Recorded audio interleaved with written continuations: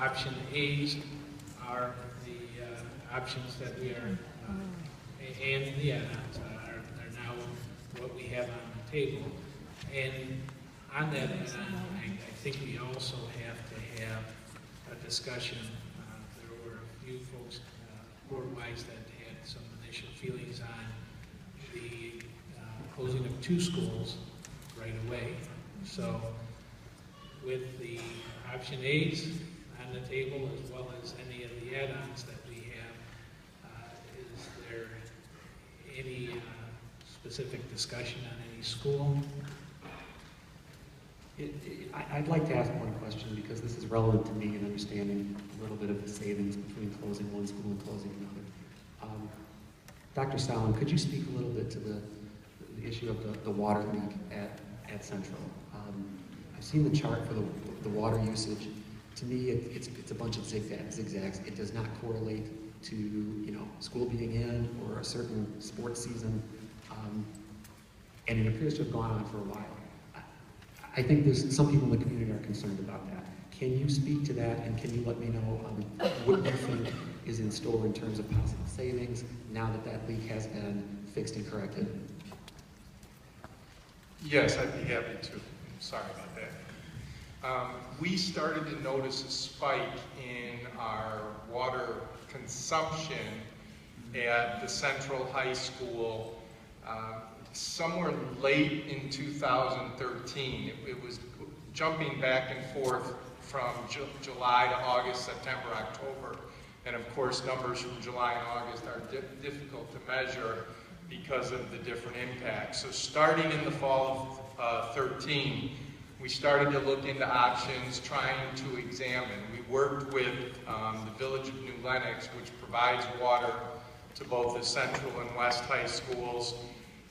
We worked with officials there. They were analyzing the bills. They came out. They also looked at the service into the district, which included the water meters that were used. They replaced a couple of water meters, trying to see if that was some of the issue. And they basically, in working with our prior Director of Buildings and Grounds, came to the conclusion that everything was normal and functional. I would also point out that around the school, we were not finding any of the traditional indications of a water problem. There wasn't water in the crawl spaces. There wasn't water in the basements. We were not having water build up in our underground pipes that we have manholes to.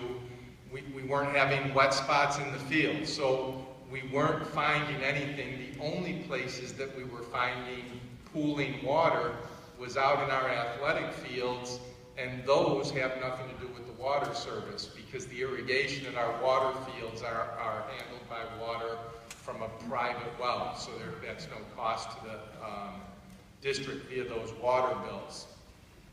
So based upon that, we continued moving forward.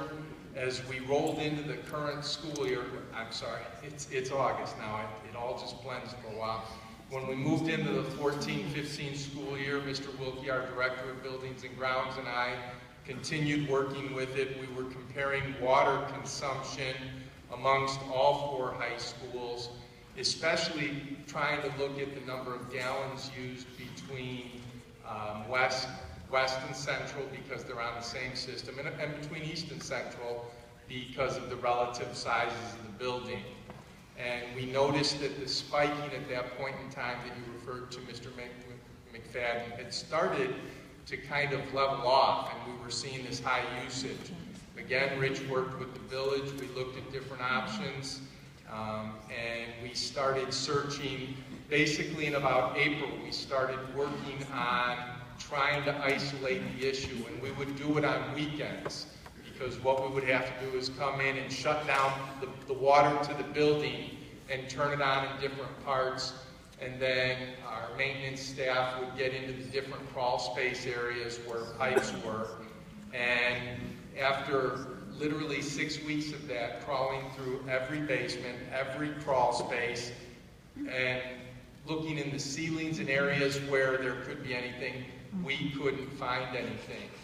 In the middle of May, we were able to isolate the issue.